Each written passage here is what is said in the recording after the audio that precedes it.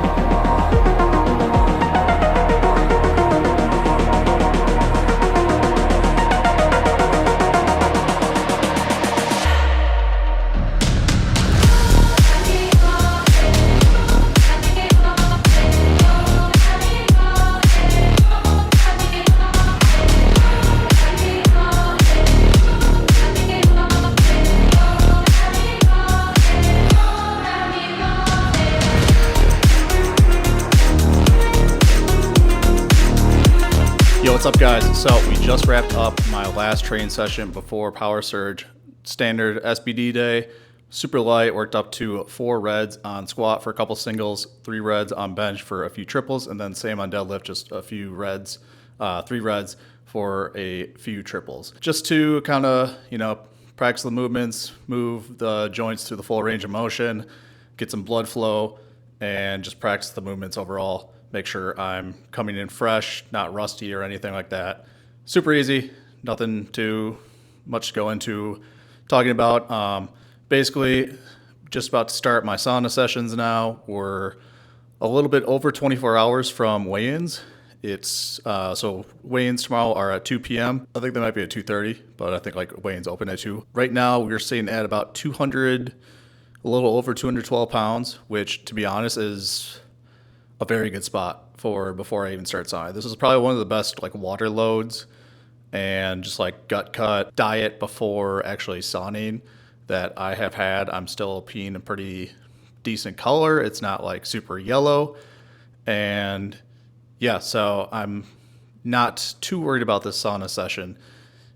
The goal today will probably be to get down to like 202 to 203 pounds tonight, and then wake up in the morning and finish off the last few pounds. Have a pretty nice setup. Sauna's at like 127 degrees, I'd set it like 130, but the plan is to do like start with 30-minute sessions, probably do like 30 minutes in, 20 out.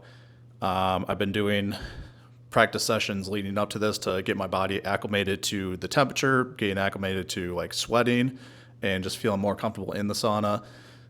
I did 12 like 1 hour sessions, same kind of setup, 30 minutes in, 20 out, 30 in, and then be done with it. I was losing pretty good, especially on the second session. First session kind of takes a little bit of time to like get your body up to temperature, and then from there on I was losing, I think like between the hour total in the sauna, I was losing like almost 2 kilos. Yeah, I have like about 6 to lose overall, so hopefully it's not too bad. I'm guessing this will probably be like 6 to 8 sessions tonight, and then a couple in the morning. I think in the morning I might opt to do hot bath just because it seems like a little bit easier to get those last couple pounds off in the bath than it is in the sauna, as well as it just seems like that first session really sucks and you don't lose as much.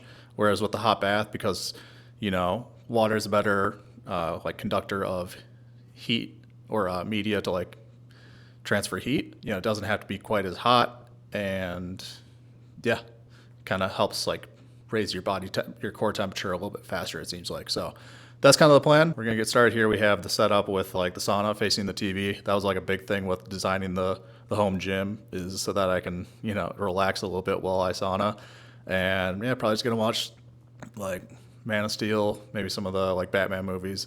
I've been on like a DC kick recently. Let's get after it.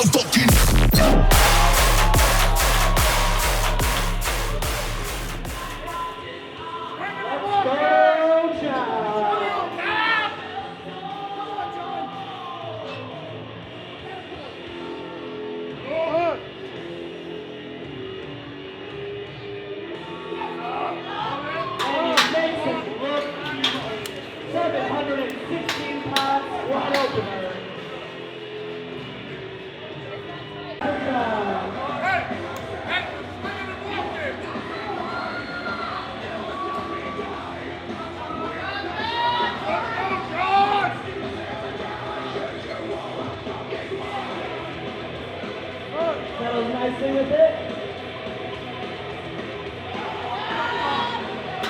Makes it move. 3 white lights per drive.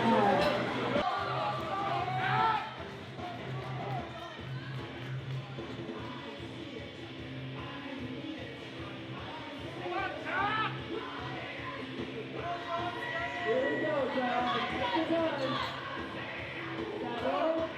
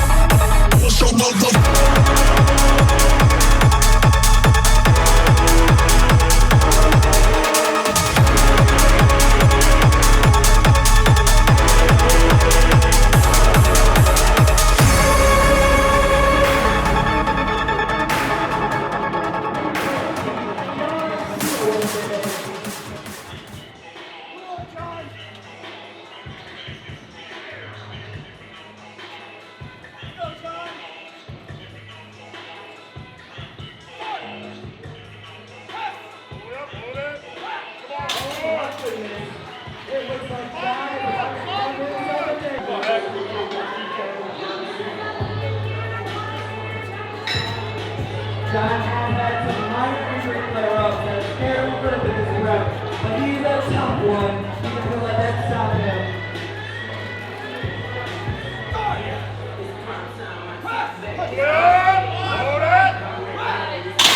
And why would you be worried when your name is John Hack? 56 pounds. Let's go, John.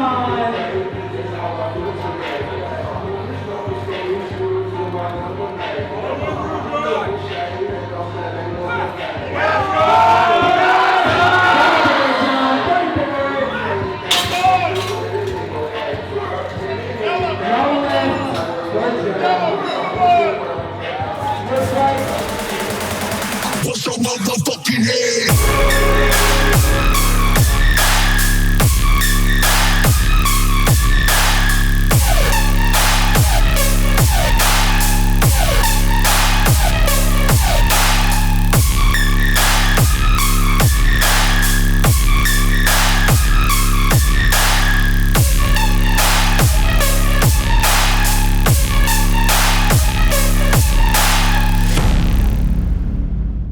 John Hack, 365 kilograms, 805 pounds. For John Hack, Captain America on the platform.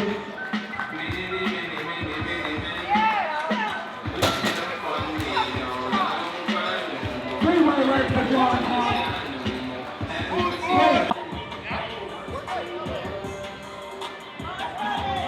All is loaded for John Hack.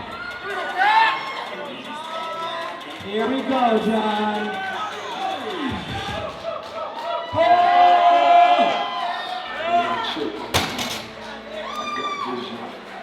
And he locks it out. 3 white lights. It's a wrap. Deadlift of Power Surge 9 Pro Day. 413 kilograms, a national record attempt. 910 pounds. Here we go. In the bar ready, making sure that he has everything he needs to make this happen. It don't matter what you're doing, cause we do laps. That's no facts, okay? He is deadlifting 900 pounds. That is not for John. Hard work beats make some noise. John Hack.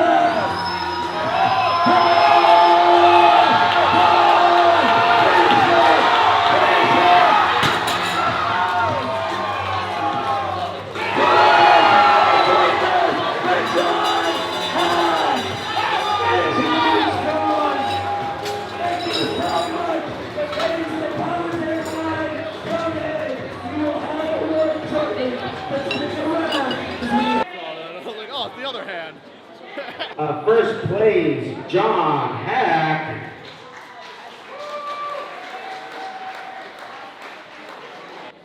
All right, congratulations, sir. And stay right in the middle there. All right, let's give it up for our men's open 90 kg division.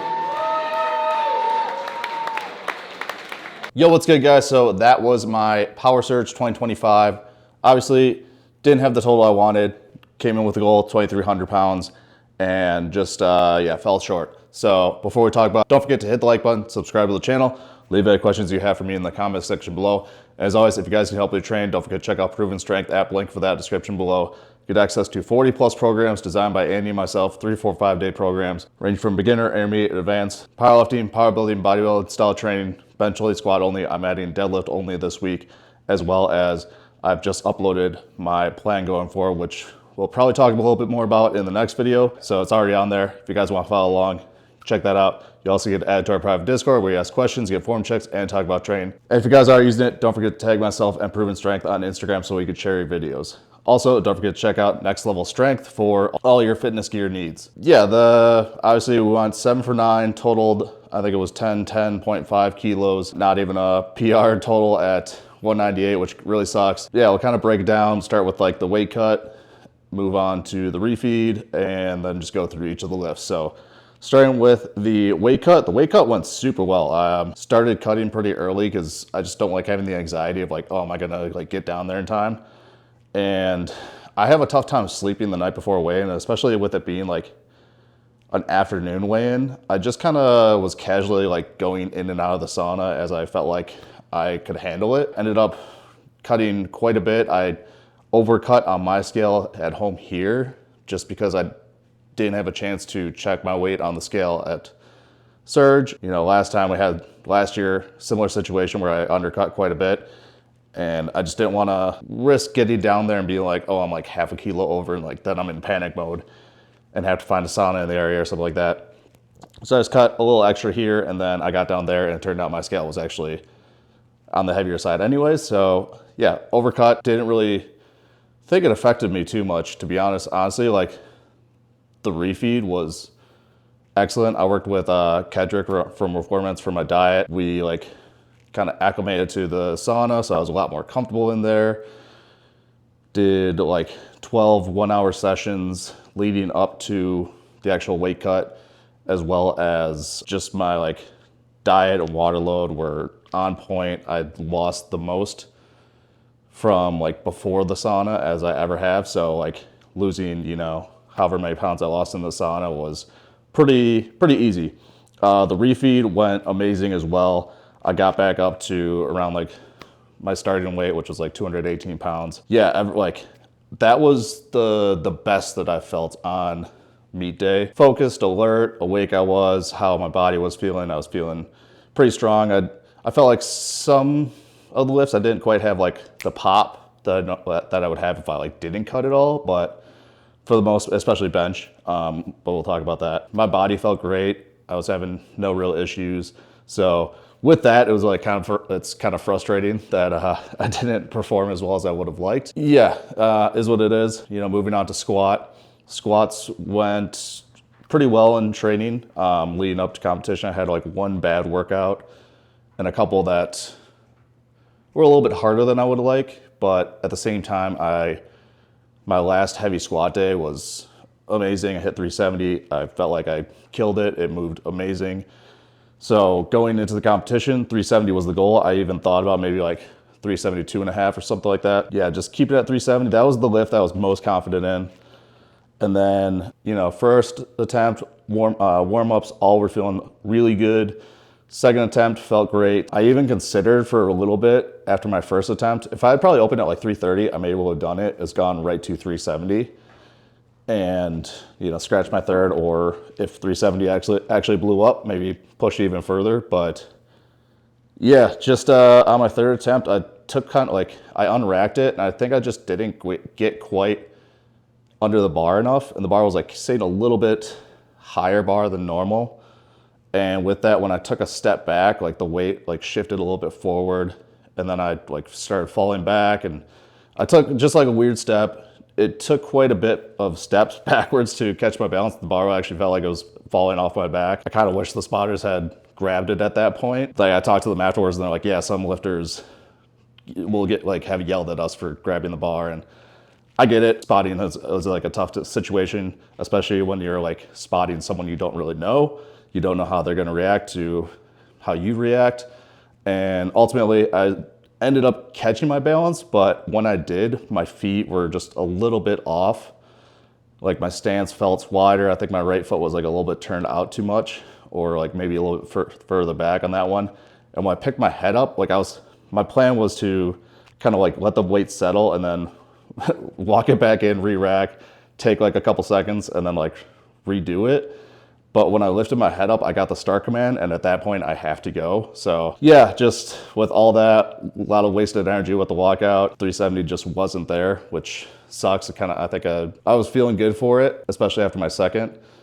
And yeah, after missing that, it just kind of killed my mood for the rest of the day. made getting hyped for bench pretty hard. Just kind of a bummer at that point. Whatever. I'm happy with how the 352 or whatever my second attempt was moved. You know, the pace of the meet was amazing. Last year, I talked to Sergio and Ed about how I felt like it was a little bit too quick. I think they did 10 or 15 minute breaks in between like squat and bench. And like the biggest thing for me was it wasn't so much the pace for like cardio wise, but just more so like the social aspect of it, where, you know, you get done with squat and if there's only like 10 or 15 minutes, you have to like change real quick and just immediately kind of start moving around for bench. Whereas with the extra 10 to 15 or 5 to 10 minutes, I felt like I had time to like kind of sit down and just kind of like chat with friends. Like that's part of what powerlifting is for me, is, you know, most of my friends are powerlifters, so it's nice to be able to like talk to friends that you only see at these meets a couple times a year. So that I was very appreciative of. The pace went super well, so I was able to kind of sit down, relax, eat a little bit of food, and start warming up for bench. Bench was feeling good. Wasn't feeling great or anything. Like my pec was kind of bugging me a little bit, so that just was like in the back of my mind, giving me a little bit of nerves. Just with the pec injury, I feel like I was kind of a little bit quick with the pauses the last couple of weeks, just because like that being in that stretch position made me feel very nervous. And with that, like the pauses just ended up being a little bit tougher to deal with, especially with like, you know, the fear of tearing my pec. Yeah, the goal was to go something like 260 was the top end to 255. Took the second at 245 kilos. 545 or whatever, 540. Did not move super great. Decided to make the call at 257 and a half. And I took a hit of ammonia and it was just way too strong. Like I like fucked it up. And I literally like couldn't breathe or see during my attempt. I don't even like really remember the bench actually. Like the weight didn't feel like anything. And I think I just kind of lost focus and had a little bit of a bobble at the top. I almost like forgot I was still pressing and I kind of had to remember like, oh wait, I have to walk out. So yeah, I just didn't execute. It was the right call.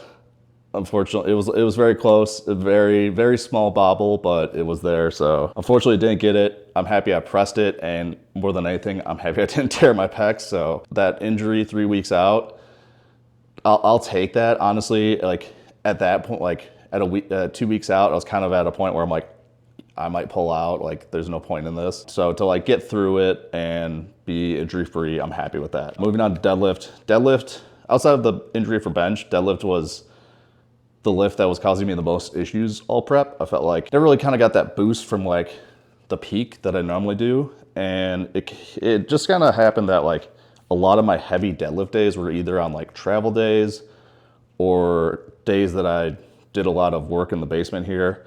And yeah, it just kind of left me feeling not very confident because I was going into those heavy deadlift days feeling very fatigued, and then the weight didn't move as well as it would have liked. I just didn't feel very confident. Warm-ups were feeling fine. Open attempt felt okay. Second attempt felt a little bit better. The plan was like between like 415 and 410, so I said, let's just go 412 and a half. Pat, who was helping handle me on the day, he's like, no, let's go 413, take the record. I didn't even know that was the record. So thank you to him. Yeah, that was RP like 10.5. I definitely got a little lucky on that. The lockout wasn't the cleanest. Bad calls happen, and you know, sometimes they come in your favor. So that's sports. Like, you know, for instance, my third squat at ABS, like I don't agree with the call. It went against me. Like I thought it felt good. Apparently the judges did not, and I move on. I try and do better this next beat. Whereas, you know, sometimes the calls go in your favor, and hey, that's sports, baby. So ended up getting world record, which honestly, like with the way that lift looked, I'm almost kind of glad the 2300 didn't happen on that performance, just because I felt like in my mind it would have been a little bit of an asterisk. I guess moving forward, no more 90 kilo class for me, moving up to 220s. I probably won't bulk like too much, but I'm just not gonna be cutting that much. I just kind of want to sit comfortably around like 223 to 225 pounds, I think, and then like maybe add like a pound or two a year. of muscle. So at most, I'd probably want to be like 228. I'm excited to take this next step to the 100 kilo class. The next meet is going to be over in Ireland, abs. I'll kind of talk about that in the next video about who I'm going against and stuff like that. So yeah, overall though, I'm not like super disappointed about the performance, just because going into it with like the last few weeks and all the travel this summer and just feeling super run down, I was already feeling like it was going to be a little bit of a long shot. I was like, maybe things will kind of come together in the last weeks, and they started to feel like they were, but that one like misstep on the squat really kind of sealed it, which sucks, because if I had hit that, I feel like maybe I would have had a little bit more energy going into the bench. At that point, I maybe could have eked out like another like 2.5, 5 kilos, and then that sets up the deadlift a little bit better to take 2,300. So unfortunately, that is a goal I will have to pass on, which, you know, is always a really tough thing as like an athlete or just anyone in general, passing on a goal that you've had that just isn't quite in reach anymore, which sucks, because at the beginning of prep, I was honestly, like the first half of prep, I was honestly feeling like 2330 to 2340 was on the table.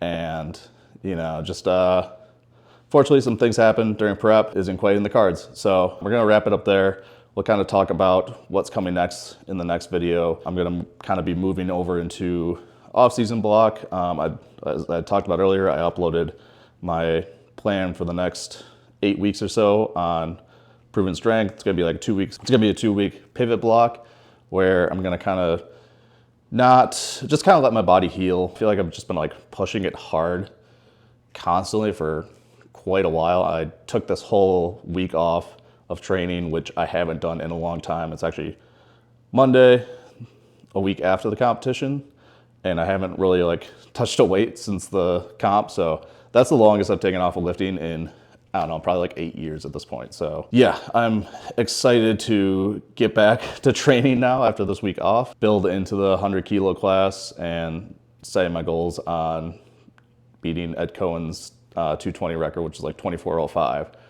That's kind of like a big lifetime goal for me. You know, obviously I look up to Ed a lot. He's the GOAT of powerlifting, and to, you know, hit something that he also hit in competition would just mean a lot. So, you know, I just want to etch my name in the history books of powerlifting, and I feel like that's kind of a milestone that in my own mind would put me in, you know, that category. So yeah, that's the plan going forward. We'll talk about the ABS meet in February, and then kind of how I'm structuring this pivot block in the next video.